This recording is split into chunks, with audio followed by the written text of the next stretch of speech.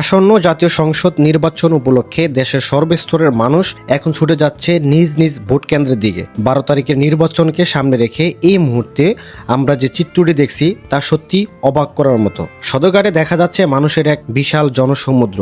এমন দৃশ্য আমরা সাধারণত বিভিন্ন উৎসব কিংবা বড় কোনো কর্মসূচিতে দেখতে পাই। আজ সদরঘাটের এই চিত্র দেখে মনে হচ্ছে যেন কোনো উৎসব চলছে। মানুষের চোখে মুখে আছে আনন্দ, উত্তেজনা আর এক ধরনের আশার আলো। দীর্ঘ প্রায় 17 বছর পর মানুষ তাদের ভোটাধিকার প্রয়োগ করার সুযোগ পাচ্ছে।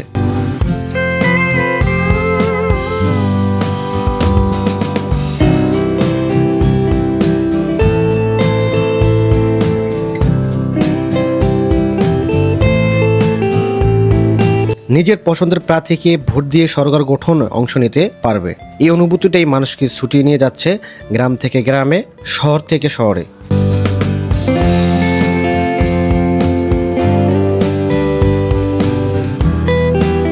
এই আনন্দ আর উৎসবমুখর পরিবেশের মাঝেও আছে একটি বড় দুঃখের জায়গা। এত বিপুল সংখ্যক মানুষের জন্য যাতায়াতের ব্যবস্থাপনা যে কতটা নাজুক তা এখানেই স্পষ্ট। লঞ্চঘাটে মানুষের ভোগান্তির যেন শেষ নেই। নিরাপত্তা ও শৃঙ্খলার দিকটি আরও গুরুত্বের সাথে দেখা উচিত ছিল। নির্দিষ্ট সংখ্যক যাত্রী উঠলে লঞ্চ ছাড়া, প্রয়োজনে অতিরিক্ত লঞ্চের ব্যবস্থা করা, এই ছোট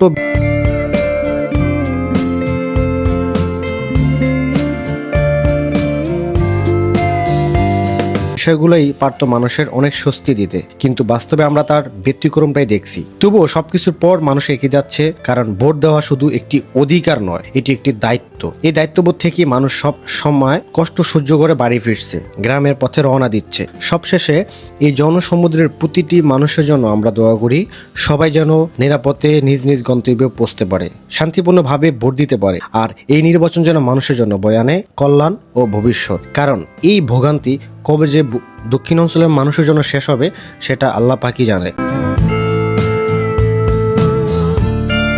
এখানে যে লোক আছে নির্দিষ্ট টাইমে ছাড়ার আগে ঘন্টায় ঘন্টায় আগে এসে বসে আছে, এরকম অসংখ্য লোক আমরা কিন্তু দেখি।